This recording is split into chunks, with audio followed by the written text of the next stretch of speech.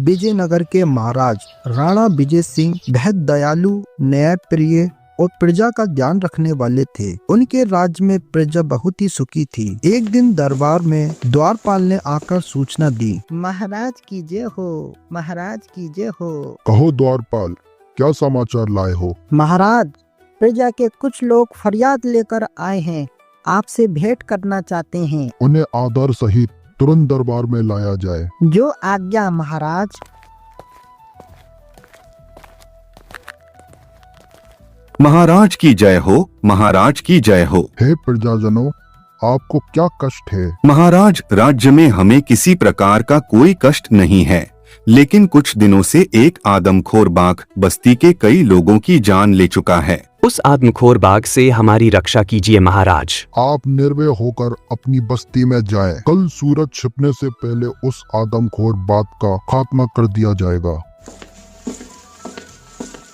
सेनापति, तुरंत एक सैनिक टुकड़ी उस आदमखोर बाघ के खात्मे के लिए भेजी जाए। हमें कल सूरज छिपने से पहले बाघ के मरने की खबर मिल जानी चाहिए। ठहरिए पिताश्री। सोनाक्षी, तुम, क्या बात है बेटी? क्षमा कीजिए पिताश्री, पर मुझे आपके अन्यायपूर्ण फैसले के खिलाफ बोलने की इजाजत दी जाए। हमारा फैसला अन्यायपूर्ण? ये तुम क्या कह रही हो बेटी? केवल एक बाघ को मारने के लिए पूरी सेना को भेजना, क्या ये अन्याय नहीं है? लेकिन बेटी, वह आदमखोर है। अवश्य पिताश्री, लेकिन आदमखोर होने का मतलब ये नहीं है कि उसके लिए पूरी सैनिक टुकड़ी भेजी जाए। तुम कहना क्या चाहती हो? पिताश्री, उस आदमखोर बाघ का वध मैं अकेले करने की आज्ञा चाहती हूँ। राजकुमारी, क्या आपको मेरी शस्त्र विद्या पर भरोसा नहीं है? नहीं, ये बात नहीं है। लेकिन सोनाक्षी, तुम हमारी एक लौती बेटी हो, तुम्हें अकेले भेजते हुए दिल घबराता है। मैं विजयनगर के महाराज का दिल इतना कमजोर नहीं समझती थी पिताश्री। सोनाक्षी, पिताश्री, अगर मैं राजकीय कार्य में आपका सहयोग नहीं दे सकती तो फिर मेरा महल से बाहर निकलना बंद हो जाना चाहिए। मैं आज के बाद महल से बाहर नहीं जाऊंगी। शेष में राजकुमारी सोनाक्षी अपनी कक्ष की ओर बढ़ गईं। ठहरो बेटी, हम तुम्हें उस आदमखोर बाघ को मारने की आज्ञा देते हैं। ओ पिताश्री, सच में आप कितने अच्छे हैं। राजकुमारी के जाने के बाद सेनापति, चुने हुए सैनिकों को गुप्त रूप से जंगल में राजकुमारी की सुरक्षा के लिए भेजा जाए, लेकिन राजकुमारी को इसकी भनक भी नहीं लगनी चाहिए। जो आज्ञा महाराज। अगले दिन जंगल में राजकुमारी सोनाक्षी। सुबह से दोपहर हो गई, लेकिन उस शेर का कुछ अता पता नहीं लग रहा। एक जगह पहुंचकर राजकुमारी ठिठक गईं। ओह, शेर के पंजे के निशान, मुझे इन निशानों का पीछा करना चाहिए।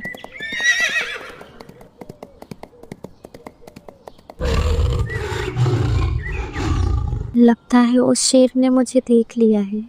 महाराज के गुप्त रूप से छिपे सैनिक। शेर राजकुमारी की तरफ बढ़ रहा है, हमें सावधान हो जाना चाहिए। लेकिन हमें राजकुमारी की उस दशा में ही मदद करनी है जब उनकी जान खतरे में हो। यह महाराज का आदेश है। शेर राजकुमारी के ठीक सामने आ गया। सोनाक्षी ने तीर कमान पर चढ़ा लिया, लेकिन तभी शेर ने छलांग लगाकर राजकुमारी पर आक्रमण कर दिया।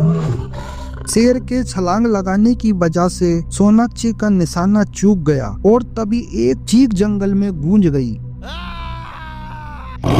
अरे, ये तो किसी इंसान के चीखने की आवाज है। पर पहले मुझे इस शेर का वध करना होगा, नहीं तो मैं अपने कार्य में असफल रहूंगी। राजकुमारी उस आदमखोर शेर से भिड़ गई। कुछ ही देर में राजकुमारी ने शेर का वध कर दिया। अब शायद मुझे उस चीख के विषय में जानना चाहिए। महाराज के छिपे सैनिक गुप्त रूप से राजकुमारी की एक एक गतिविधि पे नजर रखे हुए थे। हमें भी राजकुमारी के पीछे पीछे चलना चाहिए। हाँ, कहीं राजकुमारी किसी और मुसीबत में ना फंस जाए। देखो, राजकुमारी भी उसी दिशा में जा रही है जहाँ चीखने की आवाज आई। राजकुमारी ने दूर से देखा, उसका तीर एक सुंदर युवक के माथे पे घुसा हुआ था और उसके पास दुल्हन सी नजर आने वाली युवती रो रही थी। जिस समय सोनाक्षी उसके पास पहुंची तो युवती का दूसरा रूप ही उसके सामने था। किसने मेरे पति की हत्या की है? कौन है वो? सामने आओ, मैं उसे श्राप देती हूँ। ठहरो देवी, ऐसा अनर्थ मत करो। कौन हो तुम? मैं ही तुम्हारी अपराधी हूँ देवी, लेकिन मुझसे अनजाने में ये अपराध हुआ है। तो तू ही मेरे पति की हत्यारन है। हाँ ये सच है, लेकिन मैंने तुम्हारे पति को निशाना नहीं बनाया। मुझे क्षमा कर दो देवी। तेरे क्षमा मांगने से मेरे पति का जीवन वापस तो नहीं मिल सकता ना। लेकिन आप इस व्यावान जंगल में क्या कर रहे थे? ये जंगल ही हमारा घर है। मैं इच्छाधारी नागिन वंशिका हूँ और ये मेरे पति इच्छाधारी नाग वासुकी है। क्या?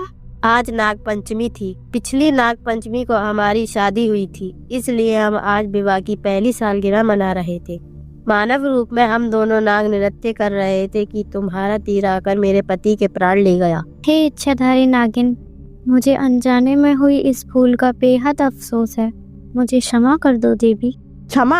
और तुझे? मैं अपने पति के हत्यारन को कभी क्षमा नहीं कर सकती। वैसे भी सारा संसार जानता है कि नागिन अपना इंतकाम अवश्य लेती है। मैं तुझे श्राप देती हूँ कि तू भी मेरी तरह पति सुख सिर्फ 1 साल तक भोगेगी। विवाह के ठीक 1 वर्ष बाद तेरा पति मर जाएगा। श्राप देने के बाद इच्छाधारी नागिन अपने वास्तविक रूप में आ गई और पति के मृत शरीर की परिक्रमा करने लगी। जिस समय राजकुमारी सोनाक्षी वापस लौट रही थी, उनका मन बहुत दुखी था। आज अनजाने में मुझसे कितना बड़ा अपराध हो गया, जिसकी तो मैंने कल्पना भी नहीं की। उधर गुप्त रूप से छिपे महाराज के सैनिकों ने भी इस घटना को देखा था। हमें राजकुमारी के साथ घटी इस दुखद घटना की सूचना महाराज को अवश्य देनी चाहिए। हाँ, लेकिन महाराज को बहुत दुख पहुंचेगा। हाँ, मगर हम इसमें कर ही क्या सकते हैं।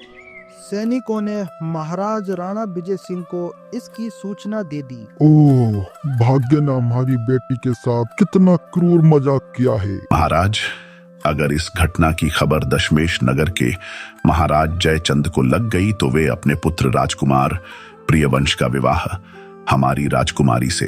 चुप हो जाइए महामंत्री जी, हमें और दुखी मत करिए। राजकुमारी सोनाक्षी ने अपने कक्ष से बाहर निकलना बंद कर दिया। आपको ये स्टोरी कैसी लगी दोस्तों, मुझे कमेंट बॉक्स में जरूर बताएं और आप किस टॉपिक पे स्टोरी सुनना पसंद करेंगे ये भी मुझे जरूर बताएं।